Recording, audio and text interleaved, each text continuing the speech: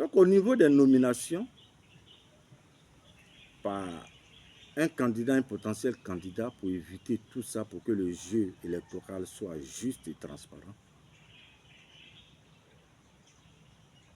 nous avons donc proposé, dans la 4e vidéo, pour ne pas dire dans la vidéo numéro 4, traitant du 4e thème de notre rapport technique, un type de sélection parmi tant d'autres pour rendre le jeu électoral plus juste et plus propre. Sinon, moralement, ce genre de nomination, ça doit déranger quand même.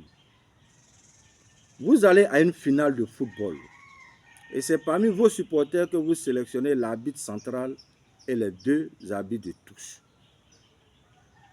Même ceux qui sont sur la table d'assistance sont des vôtres. Et puis, à la fin du jeu, vous avez la victoire et remporté la coupe.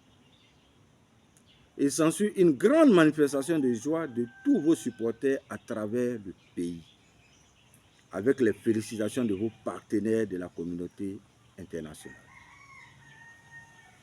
Mais quand il y a d'autres compétitions, pour entrer à la fonction publique par exemple, et qu'il y a des fraudeurs, ceux-ci sont traités sans pitié. Est-ce que la moralité d'accéder au pouvoir d'État de façon frauduleuse et celle pour avoir accès à la fonction publique de façon frauduleuse aussi n'est pas la même chose? C'est exactement ce qui se passe en Côte d'Ivoire avec cette CEI-là. Exactement ce qui se passe en Côte d'Ivoire avec cette CEI. Revenons donc à notre sujet principal, mesdames et messieurs. D'une manière générale, la nomination d'un administrateur des services publics à un poste hautement technique, comme le secrétaire général l'a su, a des conséquences négatives, non seulement sur le processus électoral, mais aussi sur la gestion efficiente des services. Ce handicap a donné libre cours à certains responsables de mettre en place des systèmes d'enrichissement illicites dans leurs services. En effet, nous enregistrons dans les entrepôts de Yamoussoukro et d'Abidjan plusieurs achats inefficaces, faisant perdre beaucoup d'argent aux contribuables ivoiriens.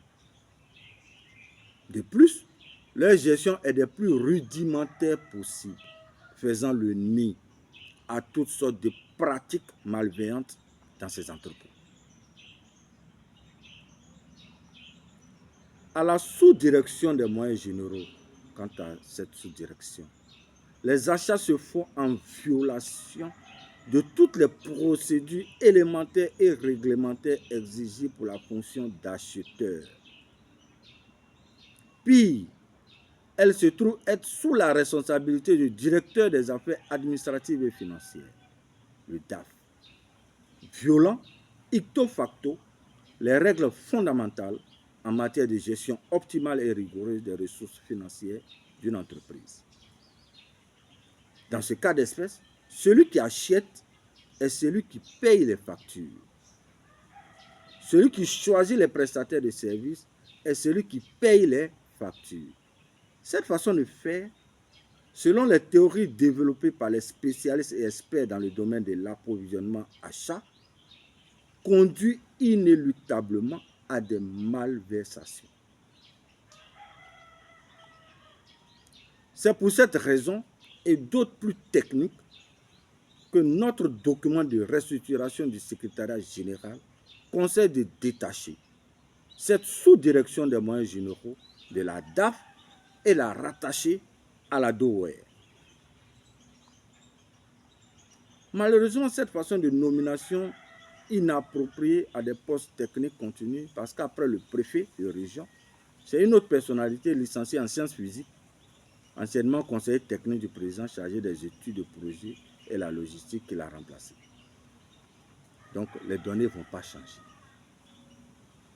Mesdames et messieurs, chers compatriotes, après avoir mené nos investigations au secrétariat général, nous vous invitons à jeter un coup d'œil à la direction des services déconcentrés, à la DST. Au niveau de la direction des services déconcentrés, la DSD est une direction qui assure la continuité du travail de la DOE sur le terrain. Normalement, elle devrait être une sous-direction rattachée à la DOE.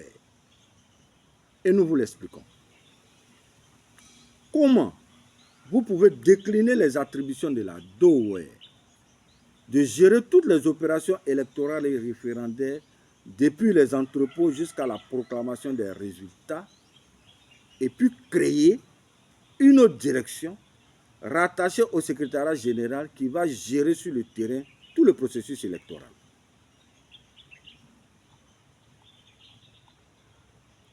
La raison la plus plausible est de dessaisir la DOE de toute l'opération sur le terrain afin de permettre une ingérence directe du secrétaire général, cadre actif du parti politique majoritaire dans les instances de la CEI et nommé par le président candidat, de manière à ce qu'il agisse directement dans le processus électoral, pour plus de certitude à maîtriser et à faire appliquer dans les moindres détails ce système électoral à son avantage. Alors, lorsqu'un parti politique va en compétition avec les autres partis politiques et ses concitoyens, et qu'il est majoritaire dans les instances de la CEI, et puis il a l'avantage de nommer le président et le secrétaire général, qui est la tour de contrôle de cette institution, comment le résultat en serait-il autrement que ce que nous assistons depuis 2011? Comment? Ça peut être différent. Et l'on nous parle d'impartialité et de crédibilité de la CEI. Deuxième incongruité et sixième incohérence qui entache l'indépendance, l'équité et la transparence de la CEI. La direction de la CEI, à travers la DSD, met à la disposition du processus électoral des agents de la CEI, contractuels ou pas, avec un niveau intellectuel acceptable, voire un niveau de Bac plus 3 et plus. Il y en a même qui ont un doctorat et les réduit par la suite aux simples agents de transmission de courrier électronique, c'est-à-dire les chefs de zone et CAR, ou des opérateurs de saisie, ou les mettre à la disposition des commissaires locaux comme secrétaires de bureau et qui sont dans leur grande majorité des déscolarisés, des ouvriers, des agriculteurs et autres dans les CEL. Ces agents de la CEI, les chefs de zone et les CAR ne font rien d'autre que de transmettre sur le terrain aux ATA les emails qu'ils reçoivent de la DST. Il ne faut rien d'autre que cela. Et c'est quand nous nous retrouvons dans une année électorale d'ailleurs. Les ATA, quant à eux, ne font qu'exécuter les ordres d'où qu'ils viennent. Troisième incongruité. Par exemple, pour la mise en place des commissions locales, pourquoi ne pas donner cette responsabilité à ces agents d'organiser ces élections locales dans les CEL pour plus d'impartialité et de transparence? Ils sont neutres et encore ils sont tenus de résultats. Mais non, les commissaires centraux décident de mettre en retrait tous ces agents de ce système électoral pour se laisser la latitude de mettre en place au nom de quelle loi constitutionnelle leurs militants dans ces commissions locales, comme s'ils étaient les seuls constitutionnellement à pouvoir briguer un poste électif dans le pays, en vue d'organiser les élections. Et puis, en faveur de celui qui a la majorité dans les instances de la CEI, mettant ainsi en place, de façon légale, organisationnelle et officielle, un système frauduleux dans le processus électoral de la Côte d'Ivoire. Et pour y arriver, à l'insu de tous, cette installation des commissaires locaux se fait chaque fois avant le recrutement et l'affectation des ATA, qui sont en principe des gérants des bureaux locaux de la CEI. Ils sont même installés sans que la CEI soit dotée d'un bureau, des fois, dans l'opacité totale.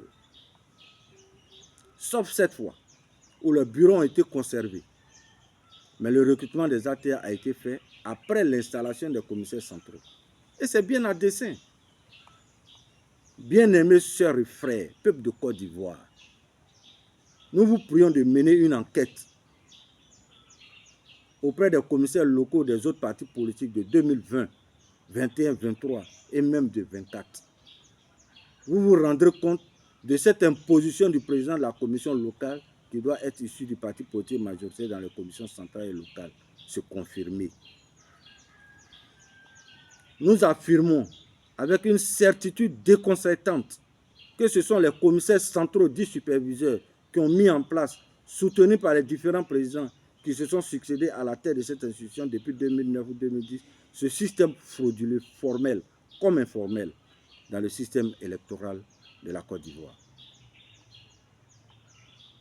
Ainsi prend fin la 4e partie. Le mercure monte. Donc, excusez-moi du ton. Ça fait fâcher. Ça fait fâcher. Excusez-moi. Donc, merci beaucoup et à tout à l'heure pour la 5e partie.